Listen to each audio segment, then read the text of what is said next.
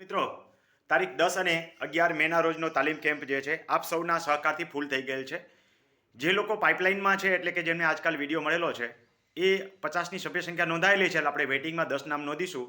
ત્યાર પછી કોઈ વ્યક્તિએ નામ ન નોંધાવા, ઇનકેસ એવું નામ નોંધાવશે તો આપણે મેન્ડેટરી એટલે એકબીજાની પરમિશન લઈને એકબીજાને 5મા તાલીમ કેમ્પમાં ટ્રાન્સફર કરીશું અથવા તો એમને વેઇટિંગમાં રાખીશું. માટે હવે પછી જ્યારે તાલીમ કેમ્પ 5મો ડિક્લેર થાય ત્યારે તમારું નામ નોંધાવજો.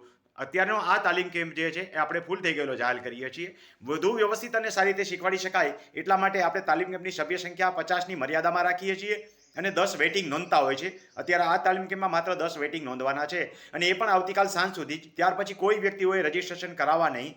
જો કોઈ વ્યક્તિ ત્યાર પછી રજીસ્ટ્રેશન કરાવશે તો આપણે એને નેક્સ્ટ તાલીમ કેમ્પમાં ટ્રાન્સફર થયેલા ગણી લેશું અને 5મા તાલીમ કેમ્પની તારીખ જાહેર થઈ યુટ્યુબમાં મૂકવામાં આવશે. ફરીને આપ સૌનો ખૂબ ખૂબ આભાર. આ રીતે તાલીમ કેમ્પમાં આવતા રહેજો તથા આપના સુધી જે તાલીમ કેમ્પની માહિતી મળે છે એ બીજા સુધી પહોંચાડજો, જેથી કરીને જરૂરિયાતવાળી વ્યક્તિ જે છે તાલીમ કેમ્પમાં આવી શકે. તાલીમ કેમ્પમાં આપણે વહીવટી બાબતો ઉપરાંત હવે જુદા જુદા પ્રકારના કેસ તમારા ઉપર થયેલા હોય તો તમારે કોઈના ઉપર કેસ કરવાનો હોય, જેમ કે રોડ રસ્તાના પ્રશ્નો હોય, પાણીના નિકાલને લગતા પ્રશ્નો હોય, આવા મામલતદાર કોર્ટમાં કેસ કેવી રીતે કરવા એ પણ આપણે શીખવાડીએ છીએ. જુદા જુદા તાલીમ કેમ્પમાં જુદો જુદો વિષય હોય છે.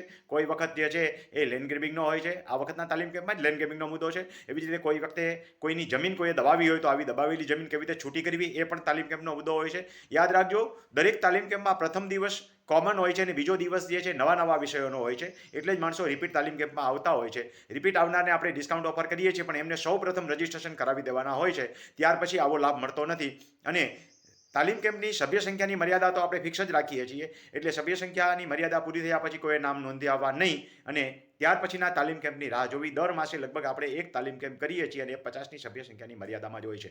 આ અંગેની માહિતી પણ આપણે યુટ્યુબમાં મૂકીએ છીએ, જેથી કરીને જે લોકો તાલીમ કેમ્પમાં નથી આવી શકતા એને થોડી ઘણી માહિતી ઘરે બેઠા પણ મળી રહે. જો કે તાલીમ કેમ્પમાં આવવાથી જ સારી રીતે સમજી શકાય, કારણ કે જ્યારે ફેસ ટુ ફેસ બેઠા હો, જેમ વર્ગની અંદર બેઠા હો અને શિક્ષક તમને ભણાવતા હોય અને તમે જાતે લખો, કાંઈ પ્રશ્ન હોય તો પૂછી શકો, એ રીતે તાલીમ કેમ્પની અંદર આપણે શીખવીએ છીએ. તો તાલીમ કેમ્પનો લાભ લેવા માટે હવે પછી 5મા તાલીમ કેમ્પની રાહ જુઓ.